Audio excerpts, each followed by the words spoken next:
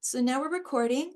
And again, thank you all so much. It is Thursday, February 15th, 2024, the day after Valentine's Day, here in the Bronx from University Heights at Bronx Community College. My name is Cynthia Tobar, head of archives, conducting this interview. If we could begin with Maria, just sort of introduce yourself, your affiliation, your name, and then we'll kick it off to Rachelle, Paul, and then Carey to just a brief introduction. Hi, my name is Maria Torres. I am the co-founder, president, and COO of the Point CDC in the Hunts Point section of the South Bronx. Okay, my name is Rachelle Fernandez. I was the chief finance officer of the Point for almost 25 years. I retired. It's going to be coming on a year pretty soon. But I stay affiliated and in contact because I love the Point and its mission. I'm born and raised in the Bronx. You know, the Bronx is my heart, and so is the Point. I don't think chief financial officer does your role justice, Rachelle, but we can leave it at that. I'm Paul Lipson. I worked for Maria and Carey and Rachelle for many years, and I worked with them all before the Point too, now that I think about it. So and I worked on the fish parade also. Carey, jump in. My name is Carey Clark, and I help manage the visual arts programs at the Point, and I predate the Point, and I would just have to say that Paul and Maria didn't mention the fact that they're co-founders of the Point, and then Rachelle is running close behind, and Rachelle is like the producer extraordinaire, I would say, and really helps pull all of these events together. And I have a very kind of sort of side role in all of this, but I'm always cheering everybody on. I think it's pretty central, but go ahead. I mean, Cynthia, this is a very a very humble group. You know, we don't really toot our horns too much, but as Carey said, Paul and Maria, the co-founders, and and Carey's been there since the beginning as well. So I just wanted to say that. Well, thank you so much for all of you taking your time out of your busy days to participate in this. I'm going to kick it off with just Maria, maybe you can begin by sharing a little bit about your path before the Point, before joining the Point, what that was like. You could begin anywhere you like, but maybe you want to go give us a little sense of like maybe your childhood or your time growing up in the neighborhood. Oh, anything that you feel would be like a really great way to just introduce us to how you became involved with the Point. Well, I will just start with the teen years. Well, my sister worked in Hunts Point, and she was actually a co-worker with Paul and Rachelle. And I met Paul through he was taking teens on a trip to go visit a college visit. And so I was a senior in high school, so my sister said, let's go. So we went, and that's where I met Paul, and then I met a lot of other Hunts Point characters. And then I was also introduced to a project that they did every summer, which was the South Bronx Summer Project, which was community service in Hunts Point. It was college students, and what they did is we spent the summer converting an abandoned vacant lot into a community garden and a play street. And so that took place from June through August of the summer. So I did that the summers of 1990 and 91. And I pretty much never left Hunts Point after that. I continued to work with Paul at Seneca Center. And when I graduated from college, I went to work there, and then promptly Paul got us all fired. Now they were changing executive directors, and they they said that they wanted to go in a different direction. And so, Paul and myself and Mildred Ruiz and Stephen Sapp, who were the other co-founders of the Point, found ourselves about to be out of work. But we all, came together on things we thought that we loved doing in our jobs, that people we loved working with, and things that we wanted to see happen in Hunts Point. And so we would go out to eat and talk about things, and we met with a lot of people, and then we developed the Point Community Development Corporation after about a year, maybe, or so, maybe even less, of meeting and going out. In September 1994, we got our shovels and our garbage bags, and we moved into our space here at 940 Garrison Avenue. And, we spent the first year doing renovations to the space. And then about 15 months later, it was probably finally really safe to let people in, even though we'd been letting people in for a long time. But we started doing programming, and really the Point, our focus is arts and culture, youth empowerment, and it's community revitalization. And but now that takes a lot of an EJ slant and things of that nature. And so that brings us to the Point. And a lot of the things that we did, you could say were like selfish in the beginning, might have been selfish dreams, right?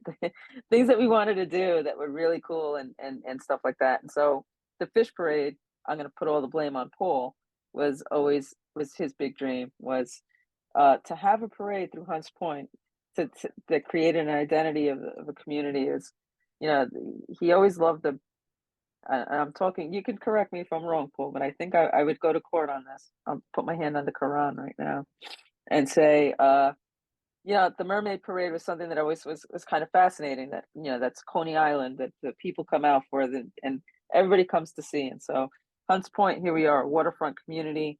Why not have something like a fish parade, where first it was a little bit more gimmicky, right? We had people in shopping carts, take shopping carts and create floats and things like that. And then it's kind of evolutionized into a more standard parade and things of that nature. But I think that's a lot of the beginning. I don't know. I guess that. No, that was beautiful. Thank you so much. And there's so much to tease out of that as well. Rachelle had mentioned that you all are a humble group, and I concur. There's a lot to that. There's a lot of significance and meaning to that, I feel. I'm gonna kick it off to Rachelle, who's right next to the square that I have for Maria. If you had any insights to share about what led you to the Point, what was your life path to the Point, to getting to this point? And you're muted.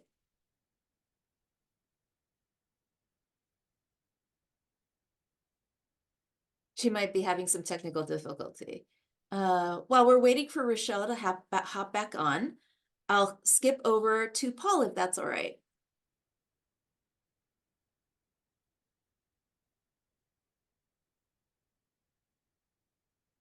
And you're muted as well. No worries. There you are. I was talking to myself. I wasn't No muted. worries. No worries. Yes. So everything Maria said and a little bit more. We like what we did. We enjoyed it. It was fun, and I don't think. I mean, Maria, I don't know if you call yourself an artist. You're a coquito artist, but we liked being around artists, and so Carey, obviously was an artist, but also introduced us to a ton of artists. And Mildred and Steve were performing artists.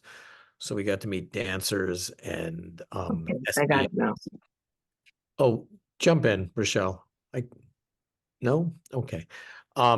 Comedians, and there was a lot of performers around Hunts Point already.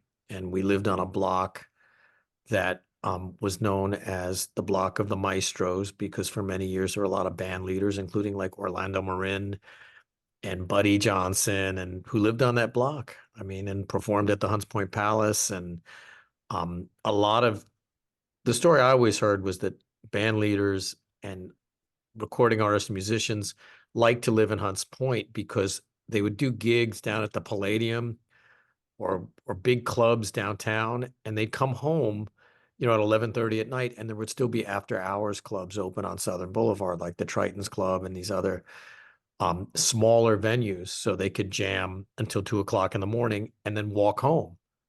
Because Southern Boulevard, where all those clubs were, is just like 3 blocks from Oneida Street. So this wasn't anything new that we were doing. And so the parade made sense too, because we had all these artists, and this was just another way to put artists in front of people.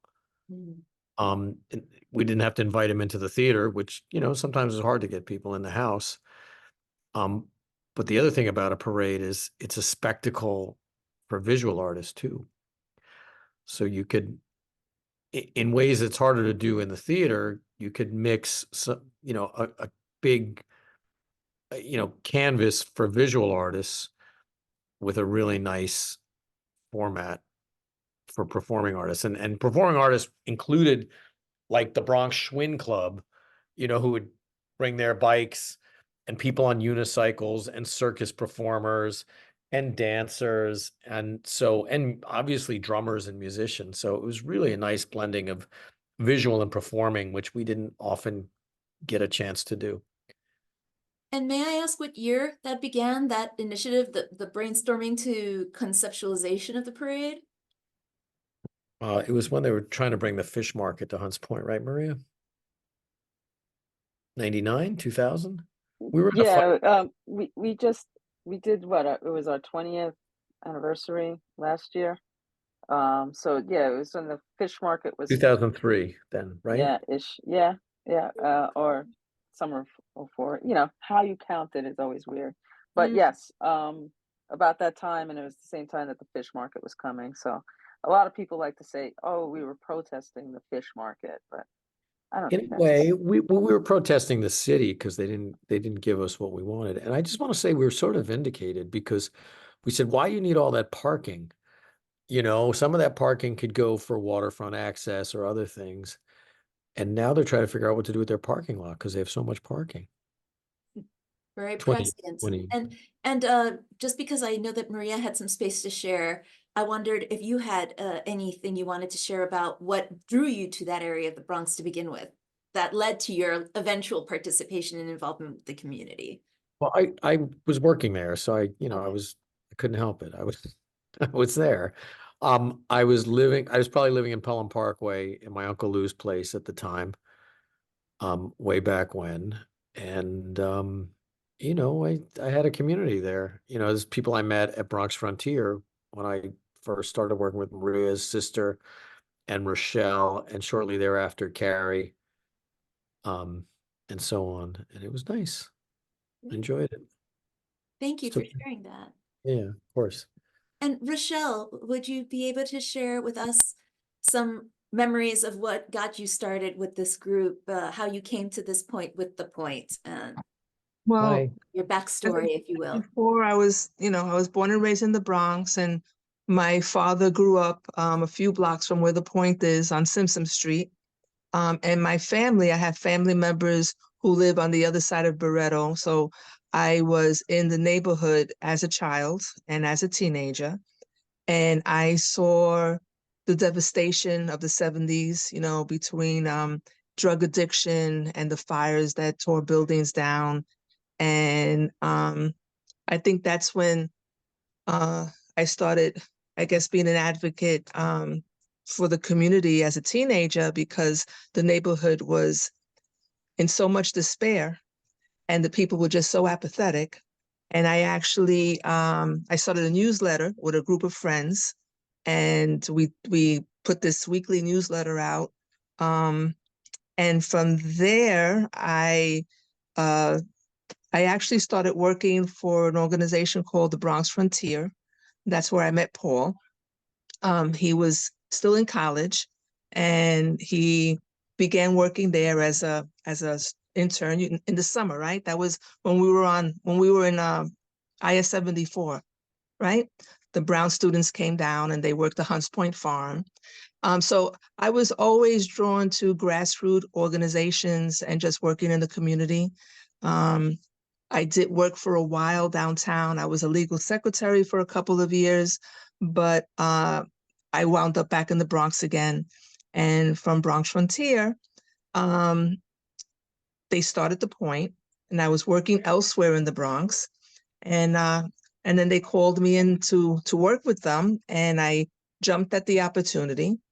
And I've been there, like I said, I feel like most of my life in the Bronx, and working for the community in the South Bronx. Rachelle, remind me, where were you working right before? What was the place? Right before I started working for you, when I came to We're the at the point, I point, was yeah. working with my brother. I was working in the cable company. Cable company, that's And right. I was also working for Mario Colon. I was working at McDonald's. I was his right. his payroll person in McDonald's. I had 3 jobs, man, Yeah. So, I was a young mother. I had young children, and the other thing that working for a place like The Point, and for what I was doing a lot of freelance stuff, was having the ability of being flexible and either taking my children to work with me or bringing work home to be with my children. So my kids, I have 4 of them. They have always been a part of wherever I've worked, and they took full advantage of the programs at The Point. So especially my 2 younger children, I guess basically grew up in The Point. I know it's about the parade, but camp. Oh, camp. Oh, camp was, yeah.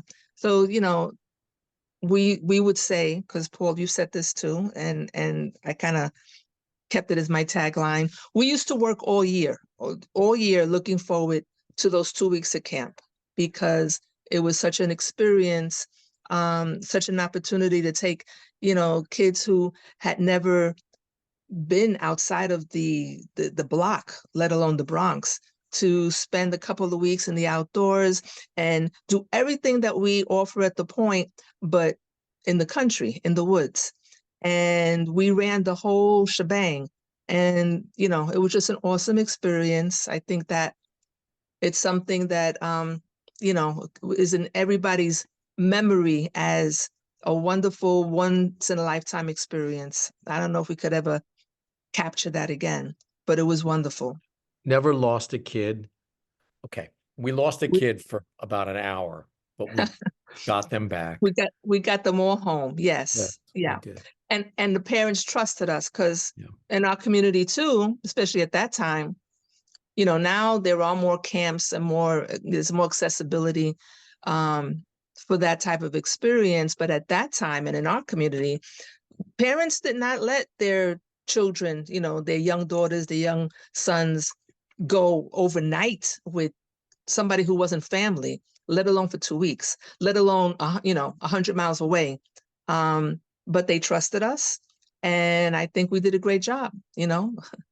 We have if we ever are able to have like a reunion, that would be a lot of fun, because I think a lot of these kids who have kids now of their own, I mean, there are kids that have come back to The Point that have children and say, damn, I wish, Camp Quinahong was still happening, because I would send my kid in a heartbeat. And, it was great.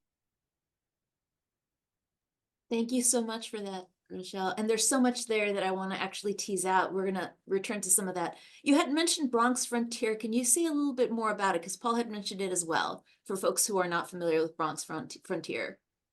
Bronx Frontier, it was, it was a community-based organization that dealt with, community development, and did have some programs, educational programs, like nutrition programs, where Maria's sister, Dinah, she ran that program. It was called the Chuck Wagon.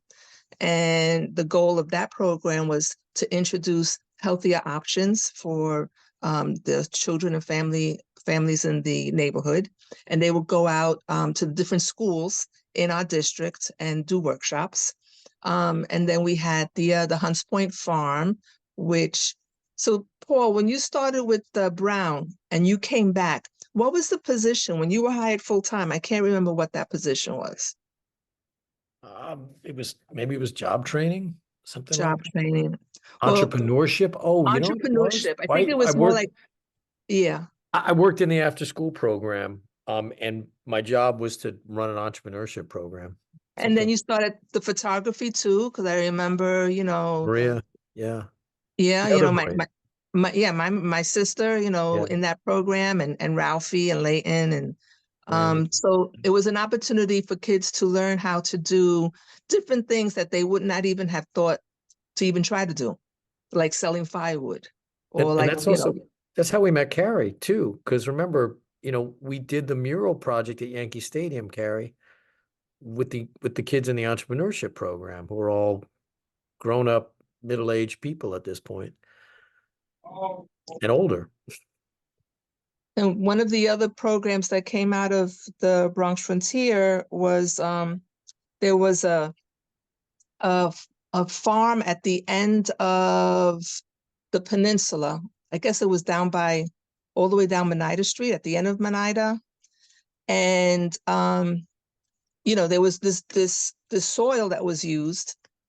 And I'm trying to remember, Paul, how that started with the Zudu, that there was a contract or an agreement made with the Bronx Zoo where they would take the manure of certain animals, because I think there's some animals that don't work with composting, but with certain animals, maybe elephants, I don't know.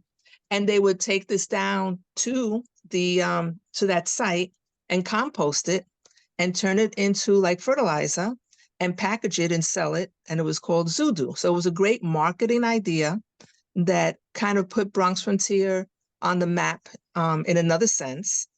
And there's a lot of things that could have happened, but when you don't have the right leadership, it's not, I don't want to talk unkind of people who are not here anymore, but when there's not the right leadership, and people are corrupt and people don't do the right thing, it doesn't work.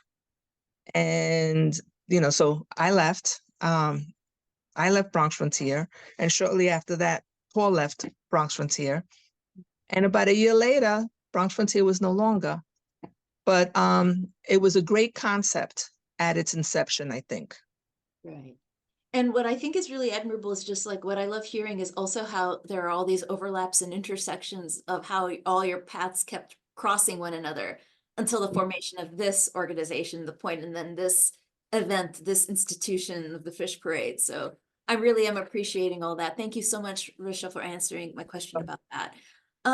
Carey, would you mind sharing a little bit of your background with us, whatever you care to share, and how you feel that helped inform or lead you to the path with all these wonderful folks here today?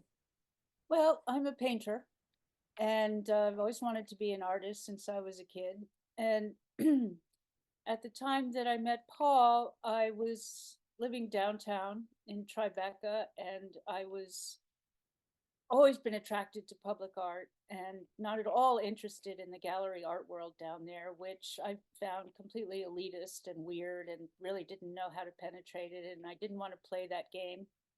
And I come from a rather privileged background from Long Island, and I was always interested in public art in subway stations. So I applied to the MTA's very virgin public art projects, which were small ones. They were meant to be just temporary projects. And I got together with John Snow, who's a photographer, and he was working with Paul at Bronx Frontier doing a photography program. And we put together a project and I was doing baseball paintings at the time.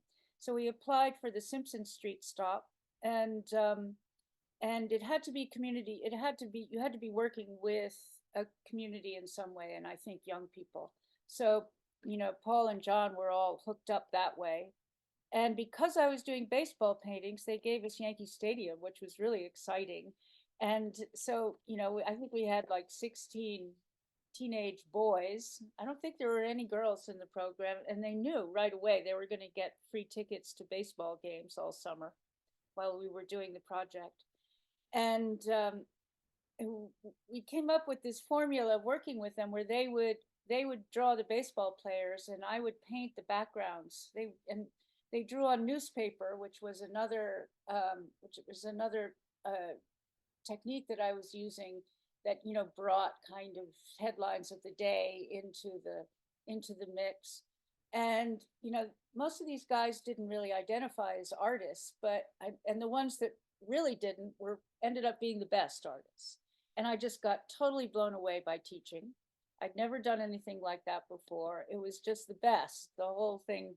So we ended up collaging the baseball figures on the painted backgrounds, and that was the subject. Those are the subjects of the murals that were on the 4-station platform. And I was hooked. That was it. I loved Hunts Point. I loved working with young people, and and then I think by the time I came along, these folks were working at Seneca Center, which was another community-based organization that was providing all kinds of services. And I did some volunteer work there. And then I just followed along when Paul and Maria and Stephen and Mildred started the Point. And we developed a company called Bronx Gear, where the kids were doing t-shirt design, and it was all fun. And then my role sort of morphed. I was actually on the board for a while, and I told Paul and Maria that I couldn't afford to not get paid, so they kindly hired me to do some, to continue the visual arts program, and that's how I came onto the scene. But and bringing, in the first Fish Parade, 2002, 2003, whatever it was, I believe for the first 2 years, it was collaboration with the Bronx Museum. Isn't that right, Paul? And I think they had some money. And so that was, and then they had Paul's vision of the Hunts Point Parade. And it was pretty spectacular those first couple of years in terms of the way it featured, really incredibly talented local artists and performers.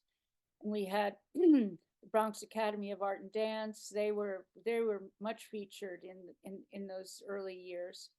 And it was a different pathway. I think we came from the other side of the Bruckner and then ended up on Hunts Point Avenue, and we closed off Hunts Point Avenue. So it was really an extravaganza. It was huge. And over the years, it's, there's been this kind of wave of smaller ones and bigger ones. And I think last year was the best one we ever had. That was run by Otway, but they've all been fantastic, and it's quite an anchor. And it's a great way for the Point, for people in the neighborhood to understand what the Point does inside its walls, because it's outdoors. Thank you so much. I mean, there's so much I want to ask, and I feel like I can't ask questions about the Fish Parade with having you all here and not also ask about how that sort of in tandem coalesced with the Point as an organization by and for Bronx residents. I'm wondering what your take is on that and how that sort of coalesced and helped empower you as you kept on thinking about doing this community outreach effort for this enormous effort at putting together a parade. And anyone can chime in at this point, because I feel like this is a collective answer for the collective wisdom here present today, if that makes any sense.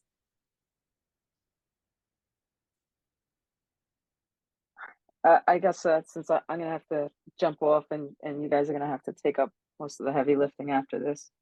For us, starting the Point, and especially at that time when we were doing it, it was 1993, 94, we were doing all the planning, trying to figure things out.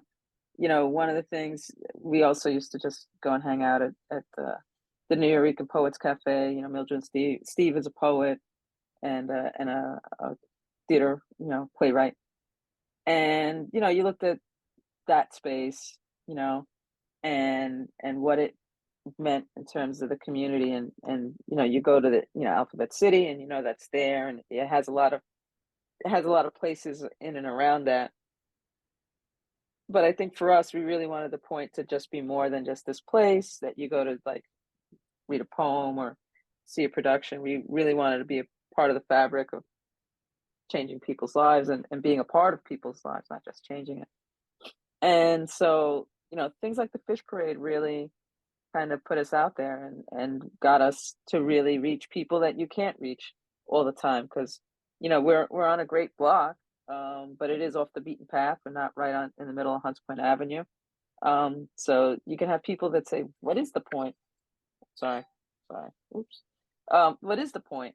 And even though it's like just one block over, especially, and then the first year or so that we did it right. We shut down Hunts Point Avenue to do this, and we had a huge stage in the middle of Hunts Point Avenue, and that's something that really never got done, right?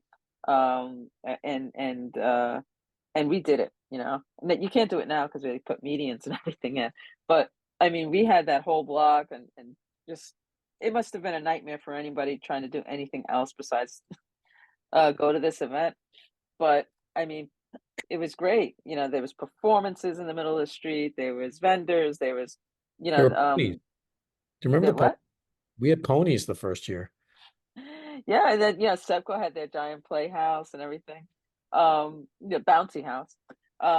So those are things, that really, kind of the fish parade was really that one event that like let everybody know this is what we do. This is where we were at. Come see us every other time. And so for me, I think that's really important, that the fish parade does take. And then after that, we kind of started holding them at the parks, the waterfront parks that we have. We would march from Hunts Point Riverside Park to Barretto Point Park, and then have events there within that. And it's really part of opening people's eyes and reminding them you're a waterfront community. You have you have really great park spaces in and around, and then but it also reminds us of the fights that we have to still do in terms of getting people access safely to and from, and making those connections and wayfinding for folks in the neighborhood. But that's just something I wanted to add.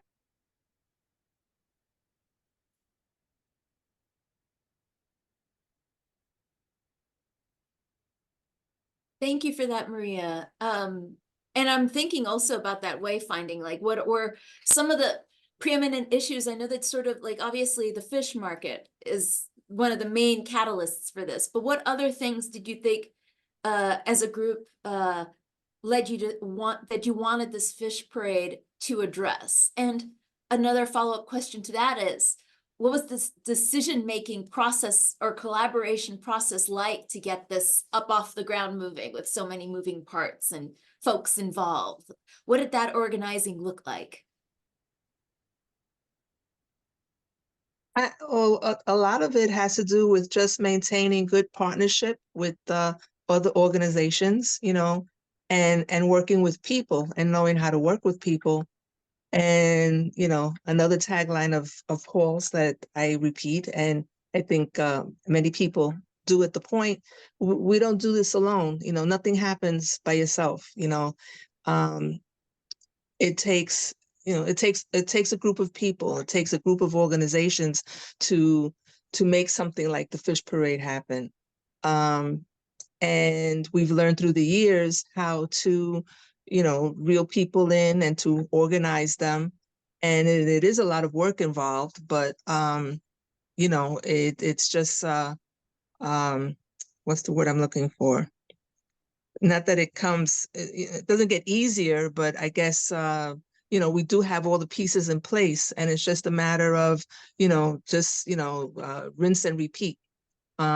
But maintaining the relationships and reaching out to new organizations and maintaining relationship with the old ones, with the community, with the community planning board, with local politicians, with the local neighbors, the neighbors on the block of Monida Street are very important.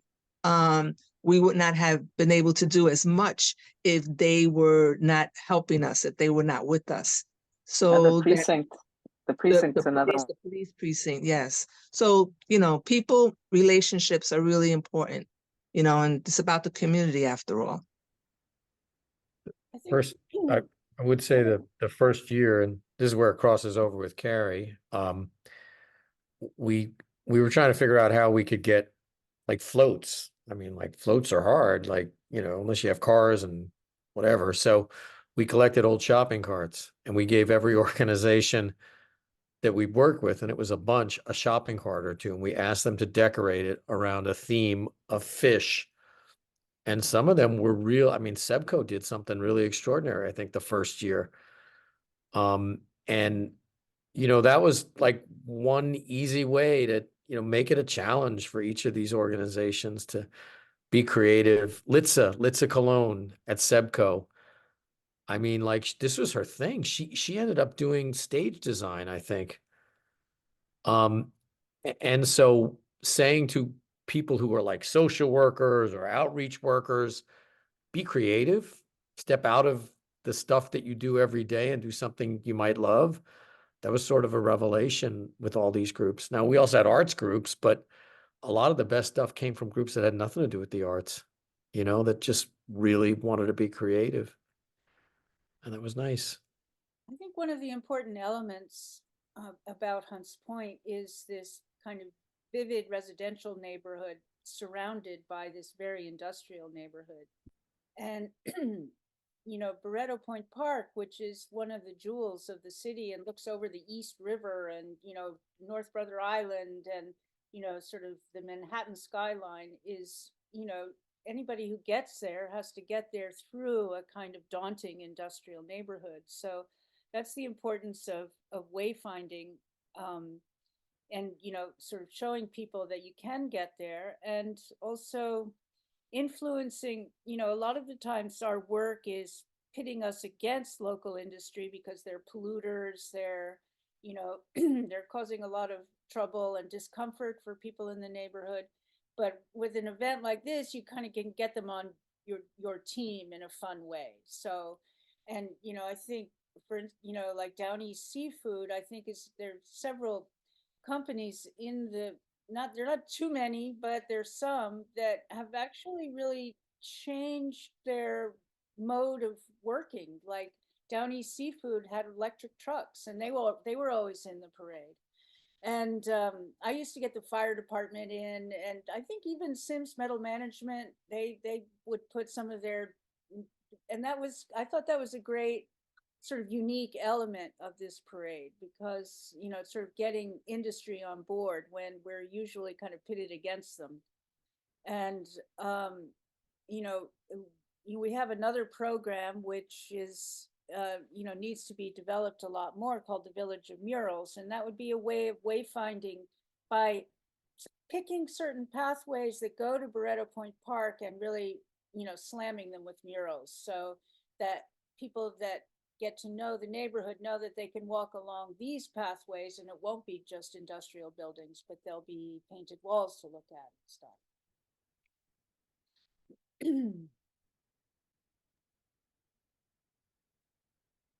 Just in case anybody wanted to chime in with anything else, but it's interesting that you bring up this point, because it's almost sort of like, I'm wondering, how does the fish parade, how does this align with the Point's mission? What is the Point's mission? And how did the fish parade help move forward the mission of the Point? And how does that balance or counteract or resist, I guess, this really complicated relationship with local industry, which is like the source of a lot of these troubles, but then also you can't really do anything unless you ally with them. I'm very interested in examining that contradiction between allyship with local industry as well as like resisting the outcomes of what happens when industry goes wrong, and how that's directly affecting the community that the fish parade and the Point is trying to service and be of service to, if that makes any sense. Well, some of the inputs for the project came from industry. I think we had people who donated shopping carts the first year, but we also had, as Carey indicated, you know, Down East drove its electric truck in the parade. They also brought us thousands of oysters. They did an oyster fest for us at Barretto Point Park. And there's great pictures of Ed and his colleagues opening oysters and serving them to people. And their warehouse is right across the street from the park, so it made it really easy for them to do this. But I mean, that was, that was not just like writing a check, go buy some beer. It was, we're going to spend all day with you. We're going to march in your parade. We're going to set up a kiosk in Barretto Point Park and give away free oysters all day long. And that's what they did. And See, because that to me, Paul, sounds more like small business rather than it being this industry word, right? Industry is a very big word. When I think of industry, I'm thinking of the fish market that everyone was in opposition to, and yeah, sort of like interests that are 3 degrees removed from the community because they're not living in the community. yeah, But smaller industry that's, manufacturing shopping carts that people are using in the community or selling oysters, that tends to have a different feel, I think. But I'm very interested in those nuances, especially in regards to the next follow-up question that I have for you all. And please feel free to chime in, thinking about what were some of the environmental issues that you first tried to address those first years of the parade, and how that sort of has evolved over time, like how these issues have either gone away or just gotten more severe over time, or trying to build awareness, if that makes any sense. Oh, I mean, one of the issues, I think from the beginning, and it's still an issue now, like so many things, as hard as you fight to eradicate something, you still deal with it. And so, asthma is very prevalent in Hunts Point. So the emissions and, all the trucks coming through Hunts Point have contributed to that. And that's something that the Point addressed like from the very beginning. We had a program called was it the Hunts Point Rangers, Paul? The Rangers? We had kids on bikes that we paid. They had just like an internship, and their job was to ride their bikes around Hunts Point. And because the trucks were supposed to only go on certain blocks, and when there was a truck that was on a block that they were not supposed to be on, the young people would write down their information and bring them back to us. So, we tried to at least report what was going on. Through the years, things have gotten a little bit better in that now the trucks, they are relegated to certain blocks. There's been a lot of traffic changes with blocks and directions and ramps and this and that to try and minimize the trucks in the residential part of Hunts Point. But Hunts Point is still an industrial, section. So the businesses are still there. I think that they try to vindicate themselves, like Baldor's, for example, they will give away, they gave away 700 dinners for Thanksgiving.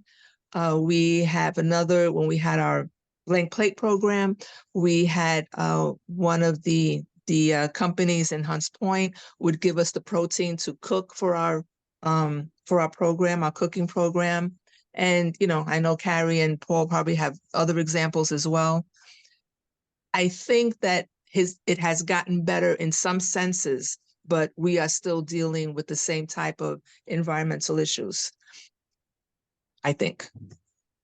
Well, I mean, I think we all know that the environmental issues have gotten more extreme, but I think and then Cynthia, we had a program called Action, which was activists coming to inform our neighborhood. And that sounds like an outgrowth of the Rangers somehow.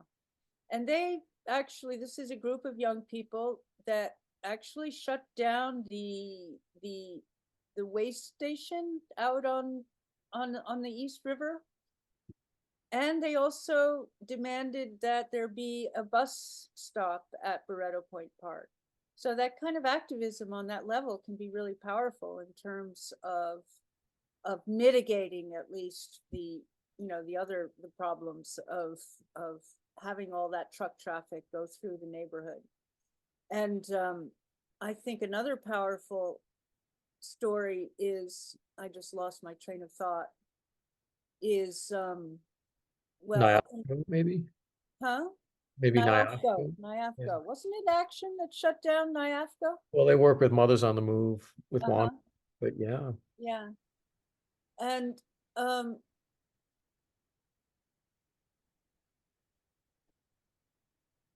I've forgotten my point about, but anyway, let me just I think Paul, you need to talk about Bronx is breathing. I think that's a pretty major initiative that's going to make things a lot better in Hunts Point in Yeah. terms of industry working with a consortium of local organizations. Well, just you said something that kind of sparked something. You know, truck routes was a big deal, and I know the Hunts Point Rangers dealt with that, but the parade was a way to own the streets. Like there were no trucks when there was a parade, Mhm. and that was kind of a nice thing. And the fact that the parade also went along the water sort of highlighted early on the idea that nobody had any waterfront access, that we were still trying to get parks. I don't think did we have Barretto Point Park the first year, Rochelle? I don't remember. I don't think so. It No, was, Broder Point Park is only about, I want to say it's like 15 years old. yeah, I think it was more like 2005 or 6 when it came online, 2007. I recall being on Hunts Point Avenue at least 2, maybe 3 years. Yeah, Mhm. yeah. So, I mean, if you march around and you get some people to take pictures, and a lot of people did, Rochelle's husband, Joe, would take pictures every year at the parade. And I bet Joe has probably an archive of pictures from that. But one of the ways we're trying to show people, you get this great community. We're surrounded by rivers on 3 sides, but there's no waterfront access. And the parade really helped show that at the time. And even the little park that we were trying to carve out at the end of Lafayette Avenue wasn't fully built when we did our first fish parade either. So that was one of the other kind of messages, in addition to trucking and air quality problems, waterfront access was a big deal. And also, I mean, Storm Sandy in 2012 was a major force, I think, in showing how fragile we were. And apparently it was just a matter of the tides, but if it had been another orientation of the tides, the whole industrial district would have been flooded. And since that time, there's been, I think, a much more willingness on the part of industry to work with the consortium of grassroots organizations that deal with all these issues, because it's like now we have a common enemy. So a lot of important movements have come out of that I think are going to somehow turn the industries around in a more global way to clean up their act. It's interesting because you're bringing up this topic of accountability and thinking about how there's accountability to your stakeholders, but there's also accountability to the communities that are being directly affected by all this. And I'm wondering, coming back to community, right? Coming back to the early years of the establishment of the fish parade, I'm very interested in, Rachelle had mentioned, obviously, existing and continuing to nurture the relationships with local communities and people and individuals is important, but I'm very interested in the specific hows. Like, how did you gather? How did you get folks to participate? How did you get people to turn out in support? I'm very interested in knowing the nuances, because putting on a parade is not easy work. And I would be very fascinated to know from your perspectives over the years, how the beginning years, what were some of the successes and the challenges that you faced in setting all that up?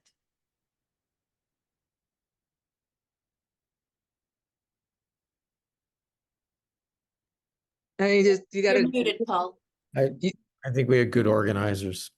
yeah, and you pick up the phone and you call people and you set up a meeting, and you hound them sometimes, to come, and you try and have like a little food for them to eat, and and it's not like we were gonna build a bridge or anything. We were gonna have a parade. That sounds like fun. So it wasn't I don't know, maybe I don't remember, but it wasn't that hard. Yeah. Was it, Paul? I I don't think watch so. you guys do it because all of you are much more involved in the organization prior to the parade than I have ever been. And I can just tell you, it is hard work.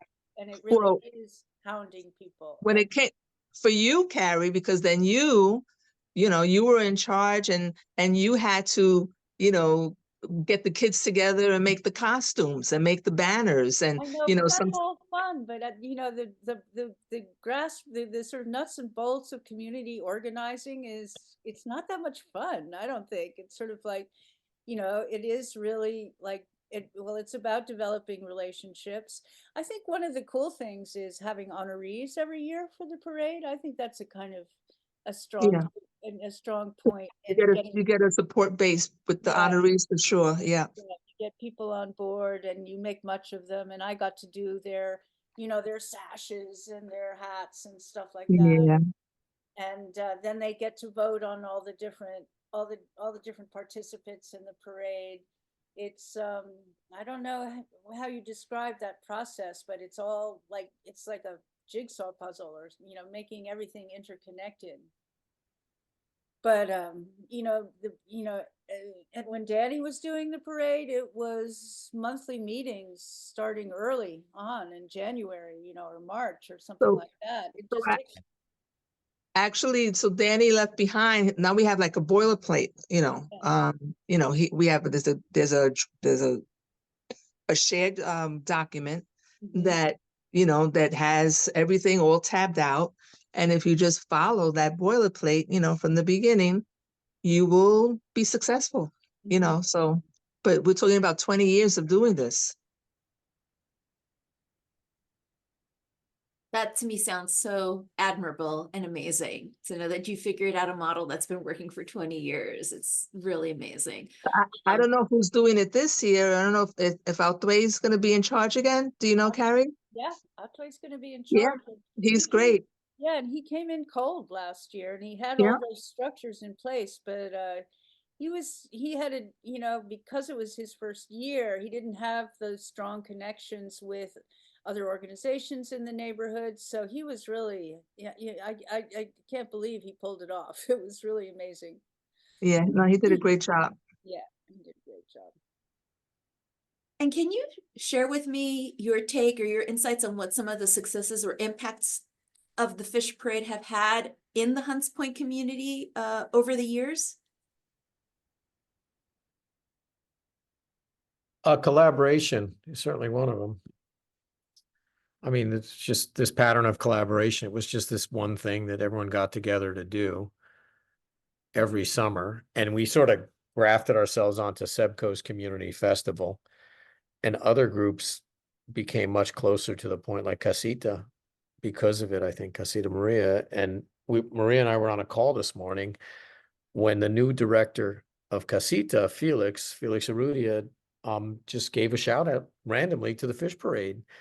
And it was sort of a way of him introducing Maria to someone who was new to the call. And he was saying, I don't know how many of you know this, but Casita has collaborated with the Point on the Fish Parade for as long as I can remember. And this was something he just brought up. Now they're on the other side of the Bruckner. They're another arts organization. They're much older. They're 60 years old or more.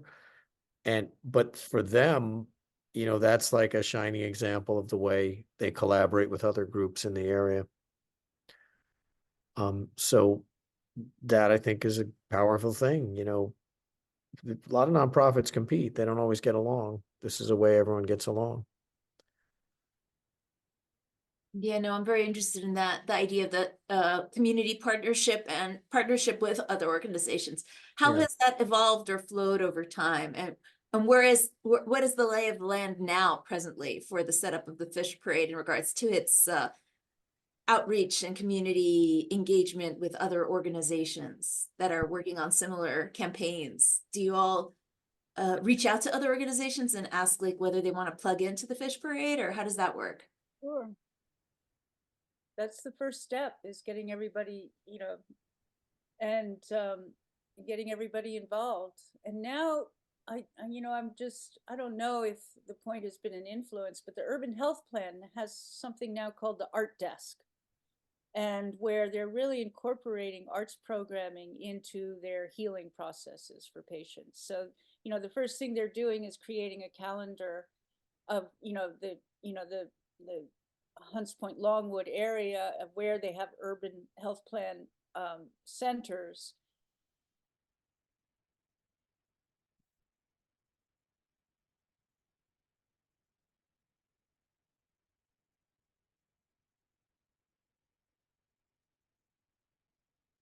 And I'm sorry, I think Carey froze. So hopefully someone I- could take Her my point, I mean, There urban we health are. plan is, I mean, just along with Casita, urban health plan has been like fundamental to this from the beginning as well. And they brought their sensibility, clean air, waterfront access, parks, healthy food Right. are all parts of a way to address wellness in an area where you have a lot of stresses in your life. Absolutely. That networking. And Carey, I wanted to give you a few minutes to also reiterate what you had said in the last few seconds, because you kind of got cut off and we weren't able to hear what you said right as you were talking about the impact of community partnerships, I believe. Well, I mean, I think we also need to, I can't remember what that particular moment was, but the Laundromat Project was an amazing arts organization that was basically the core of our arts programming at many of the parades. And it was always, not just about making art, but art that addresses issues in the neighborhood. And so, we had amazing artists working with us in that regard. And and I think my thinking was that the reason that the parade works so well is because it is, at the end, it is really, really fun. And everybody participating in that, it's just what I just believe in the arts so much as being a tool for justice. And in that sense, because it takes it away from the kind of nuts and bolts organizing, phone calling, if you bring in performance and visual arts into all of that, it's so enlightening to the soul, and it makes the work bearable, I think, and very poetic. Thank you for that. Rachelle, was there anything you wanted to add in regards to successes and impacts of the fish parade over the years in the community? I'm sorry. Actually, I have to go downstairs and check something real quick. No Somebody's knocking. problem. No problem. Take your I'll be time. right back. We'll put a pin on it for you. If there was anything else anybody wanted to add in regards to successes and impacts on the parade, that haven't already been mentioned. And maybe perhaps as a follow-up, how that helps inform the planning for the upcoming fish parade. I know that Hatoy is in charge, but I'm sure that this is also something that is done in collaboration with you all, thinking about where you see the fish parade headed, if that makes any sense in the next few years. Where do you think the fish parade could make some significant headway in the way things are going locally in the community?